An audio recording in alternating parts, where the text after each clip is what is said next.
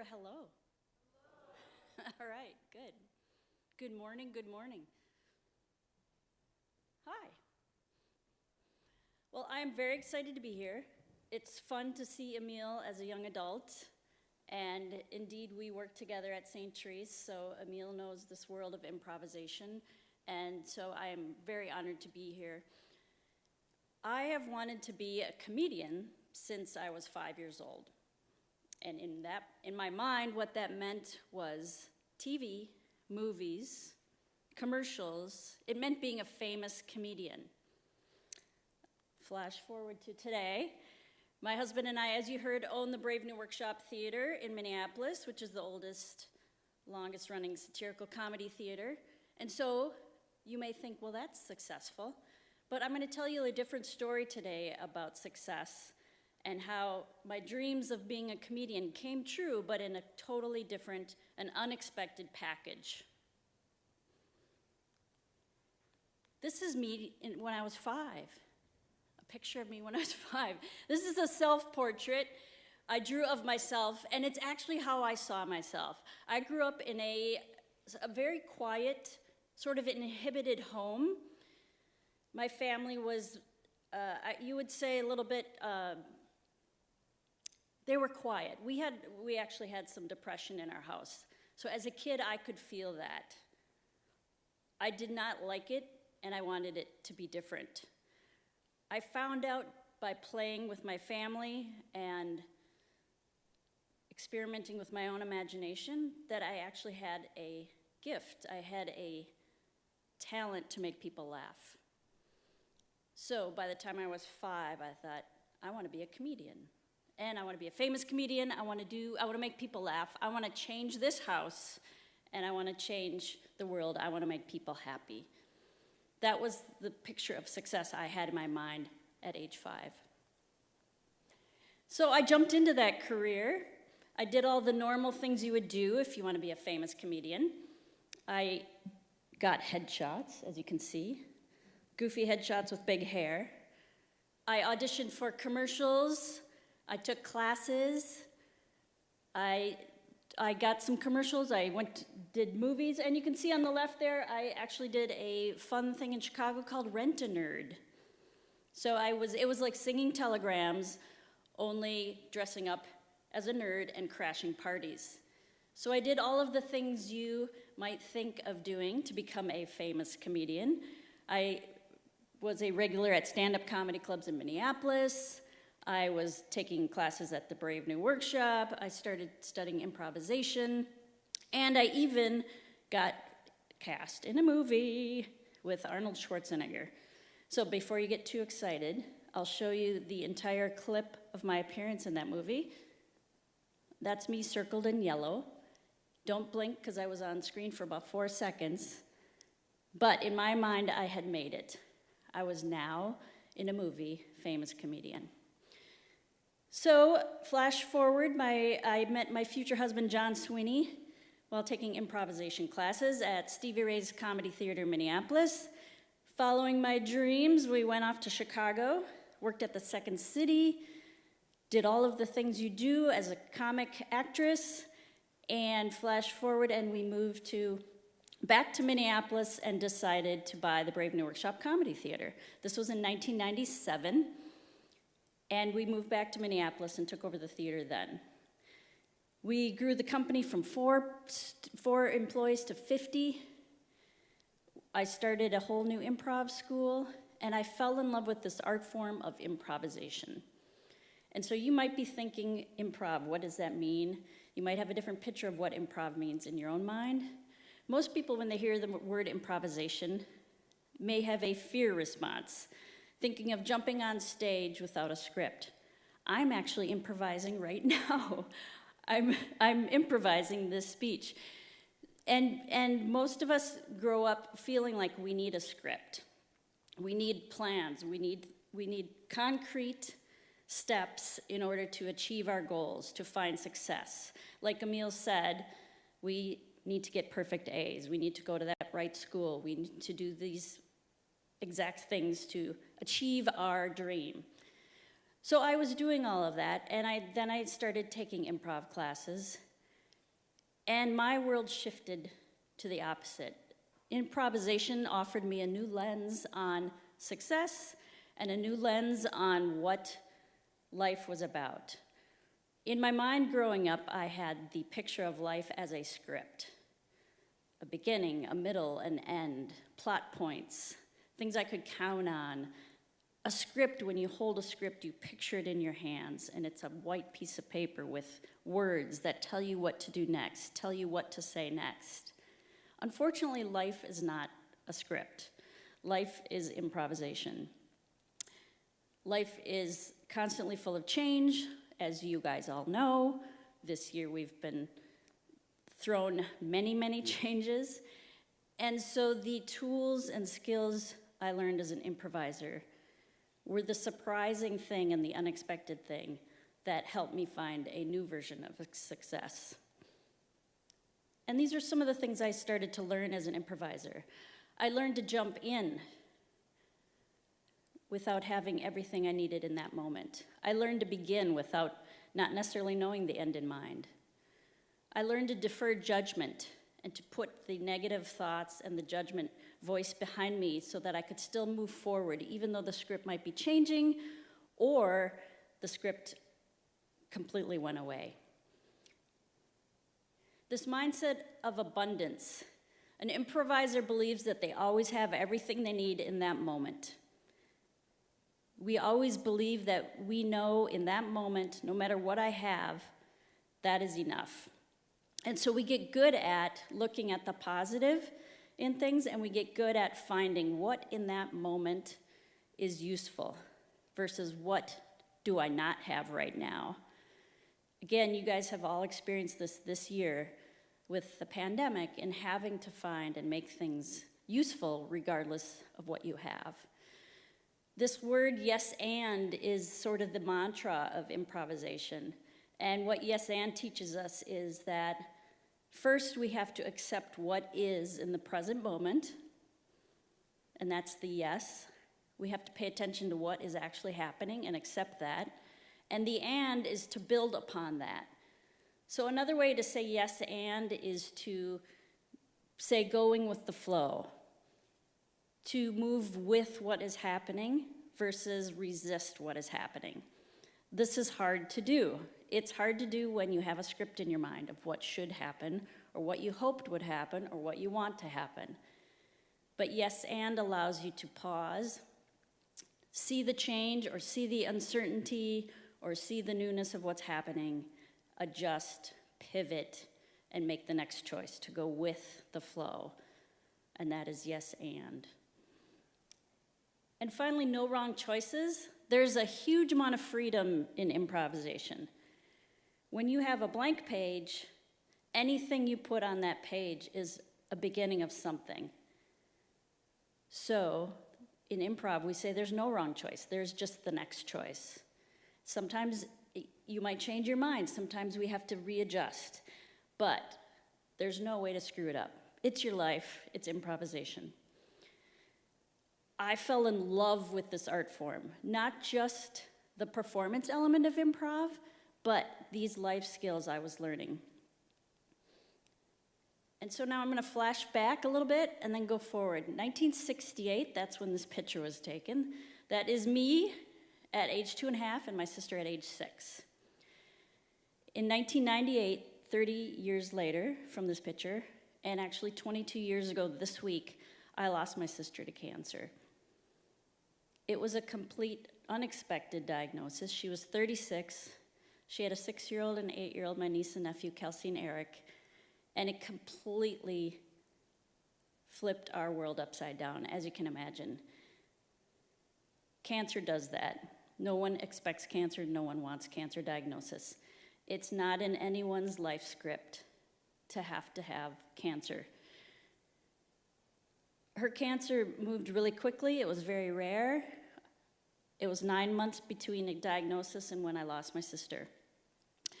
The thing I noticed right away, within a couple weeks of the diagnosis, was that I was dealing with the cancer diagnosis a little bit differently than the rest of our family. I was able to say yes and accept things that were happening and move forward when finding creative solutions. I was able to pivot and find different ways of looking at things, a new lens. I was able to come from a mindset of abundance, and I realized that all of that came from the practicing of improv that I had been doing those years before my sister got sick. That's when my life changed, and that's when I shifted my idea of success. 10 years after my sister passed away, my husband and I and a bunch of friends, we opened Gilda's Club Twin Cities, cancer support community.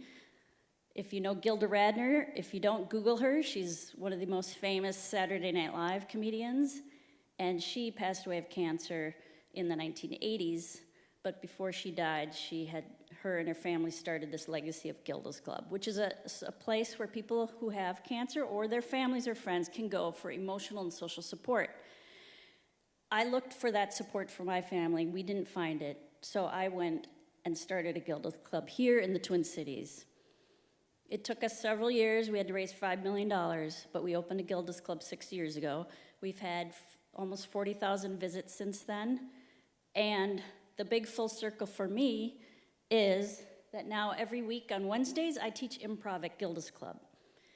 So Wednesdays at 12:30, if you come to Gilda's Club, and now virtually if you come to Gilda's Club, we are improvising together. People living with cancer, people recovering from cancer, people, caregivers of people with cancer. We are playing, sharing our voices, creating together, and learning those life skills from improv that I had practiced all those years. And this is the favorite hour of my week, every week, when I get to improvise with these people. So, that's a different definition of success than I ever imagined. When I was 5 and I wanted to be a stand-up comedian, I had no idea that that package of my dream would come packaged in cancer, in improvisation, in teaching, in playing with people. The only reason I was able to get there and to find that place was to be open-minded about what success might mean for me. I couldn't have imagined it. I did not know that existed. So that would be my one takeaway for you today. Be open to what that success might look like. How? How do you be open to that? Well, we're gonna practice that right now. So we're actually gonna do some improvisation. Emil, I don't even know how much time I have, so wherever you are, you can just give me a 1-minute warning when we're close to 15 minutes. But everyone, I'd like you to stand up. If you are a virtual, you can do this at home with us. So everyone's gonna stand up. We're gonna do a little improv right now. And I'm gonna prove to you that every single person in this room is already an improviser. You have the ability to be open-minded and aware and awake and ready for anything unexpected that comes your way. So we're gonna do a little game first called Everybody Go. This is a simple warm-up.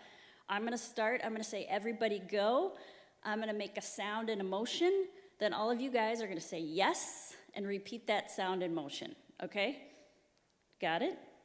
All right, I got thumbs up and nodding masks. Okay, here we go. So everybody go. Yes!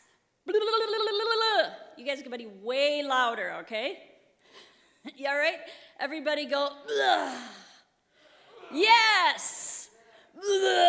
Don't forget the yes, okay? The yes is the most important part. It's that acceptance, that moment of acceptance. All right, ready? 1, 2, 3. Everybody go. Bleh. Yes! Bleh. All right, here's the brave part now. I want someone out there to just shout out and everybody go, and then guess what? No matter what you do, because there's no wrong answer, we're all gonna say yes and copy what you did. So I'm throwing it out to this live studio audience. Someone's gonna be brave and just say everybody go and then do an action and a sound. You got this. Somebody, Scott, William, anybody. Everybody go. Everybody go. Woohoo! Yes! Woohoo! Thank you, Scott. Awesome. All right, couple more. I like it. Clap, yes. Who's got one? Yes! Awesome, good job. Couple more. One more. Yes! All right, clap it out. Everybody stay on your feet. Stay on your feet. Let's do some shaking here. That was scary, right? Did you notice how when I asked for people to jump in front of a live audience and a virtual audience, did anyone feel nervous? Did you freeze? Just feel what that felt like. It's completely normal. It's what our brains do. And know that you can practice being more comfortable with that moment of uncomfortable. And the more you practice that, the more open-minded you will be able to be in accepting the change and the uncertainty that comes your way. And one of the tricks in that, if you might have noticed, is that word yes. We said yes to each other, and there was no way to screw this up. But again, our brains think there is a way to screw it up. Our brains think, she said make any sound and any motion, but she couldn't mean that. There has to be the right one. But that's not true. It's just like this definition of success. There is no right one. There's whatever one you discover. So practice that yes. You can say yes to yourself. You can say yes to your friends. You can build on that. We're going to do one more. And this one I need one really brave volunteer. If you're willing, you can stay right where you are. On camera, it's just going to be your back, so it's going to be safe.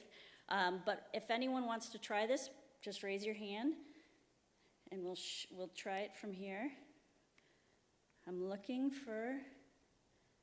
All right, we got there. All right, William, yes. Good, thank you. Give him a yes, everybody. All right, good. Okay. So this is a fun, and you can do this at home too.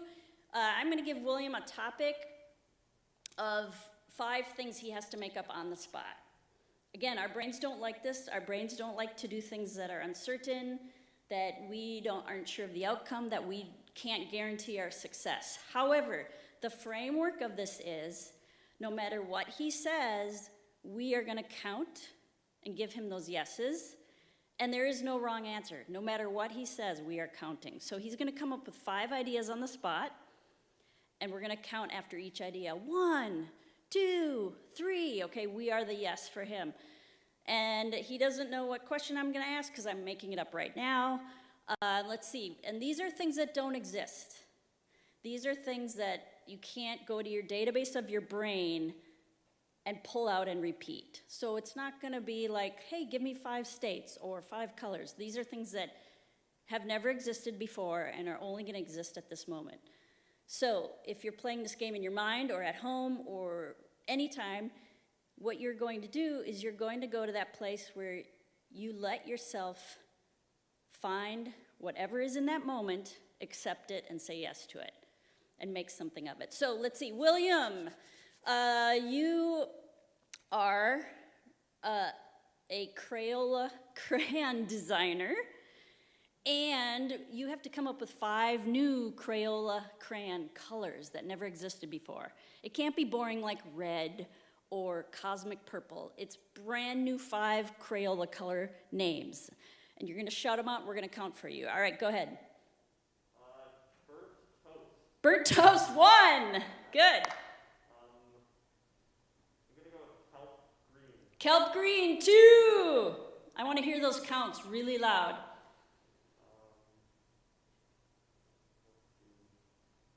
Morning brew black. Morning brew black, 3. Rotting pumpkin orange. Rotting pumpkin orange, very seasonal, thank you. 4, good job.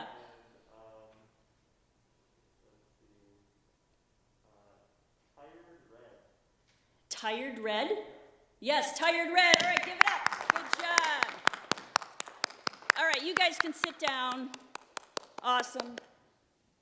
All right, everyone just improvised. You have this in your body. Everyone's born as an improviser. You have these tools. You have the tools to see what is. You have the tools to accept what is and to make something of it. We do it every day. You guys do it every day. We just don't know that we're doing it. And I'm suggesting to you today that you can practice that. You can practice that open mindset that allows you to accept the unexpected in your life and make something wonderful of that. So just as a review, to take these home with you, things we do: being present, listening, paying attention to what is in that moment, making something of that. We're deferring judgment. We're accepting the potential of all ideas. We know that there's something useful in everything that comes our way. I found something useful even in cancer. You guys have done this in your life as well, so you can practice that. We're going to reframe and find the usefulness in what we have. That mindset of abundance. We declare, which means we state what is in that moment. And we jump in. We jump in and develop a bias towards action. So if you're sticking to the script and you're married to the script and that script is all you have and you're clinging to that script, you're going to be less likely to be able to pivot and jump in and move. But just trust your gut and you got this, okay? All right, good luck. Go find that unexpected success. Thank you.